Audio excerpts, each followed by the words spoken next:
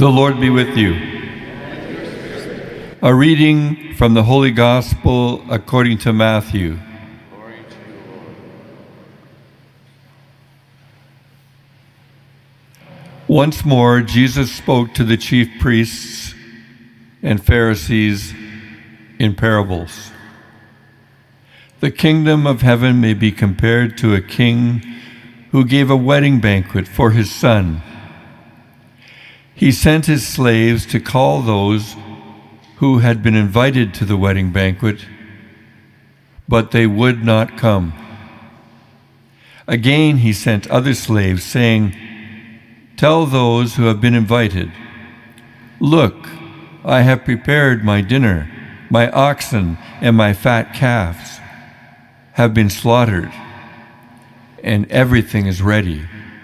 Come to the wedding banquet.' But they made light of it and went away, one to his farm, another to his business, while the rest seized his slaves and mistreated them and killed them.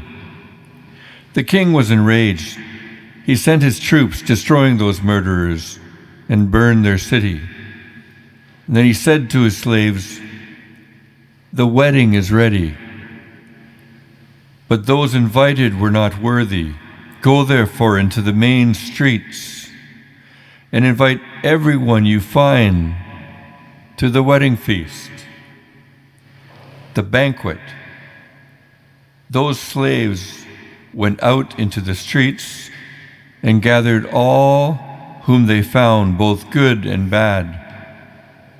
So the wedding hall was filled with guests.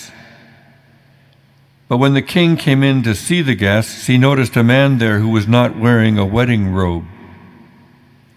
And he said to him, 'Friend, how did you get in here without a wedding robe?' And he was speechless. Then the king said to the attendants, 'Bind him, hand and foot, and throw him into the outer darkness, where there will be weeping and gnashing of teeth. For many are called, but few are chosen.'" The Gospel of the Lord. Praise to you, Lord Jesus Christ.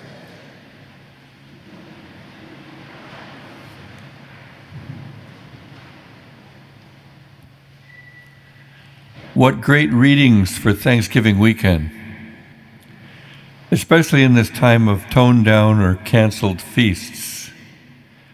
They speak of hope and anticipation.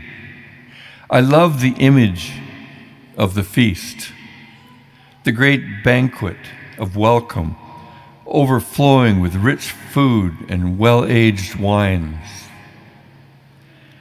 Such abundance, such surplus, not just for an in-crowd, but laid out for all peoples. Not just a feast that fills us and then leaves us empty and the same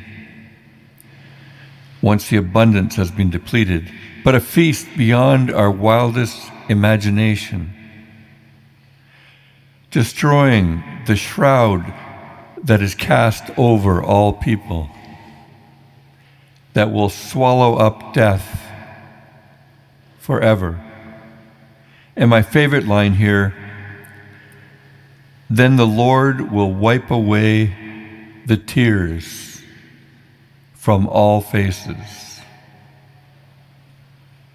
Imagine such a world, no longer living in the shadow of death, as our psalm says. A world where God will wipe away the tears from all faces. There is a phrase that the rabbis use to speak of this promise: tikkun olam, to mend the world. Prophetic words like our first reading from Isaiah are not just empty promises, looking forward to some kind of magical future where all our hopes and dreams will be fulfilled, but a vision that is meant to animate and empower are concrete practices in the here and now. Practicing radical hospitality, wiping away tears, living a hope that robs death of its victory. Yes, we are still found waiting and wanting, but with the gladness and joy of salvation thrilling our hearts. And all of this is, of course, background to the parable that Jesus holds out for us today, except that he ups the ante a bit. It's not just a generic feast, no matter how filled with promises, but a wedding banquet for the son of a king. The invitations go out, but the first wave of guests flatly refuse. They would not come, it says. A second set of invitations go out, and again the guests refuse, with excuses ranging from being too busy to outright hostility. Their opposition to the feast is violent. The third set of invitations represent the good news of the gospel message. Go therefore into the main streets and invite everyone you find, both good and bad. So the wedding hall was filled with guests.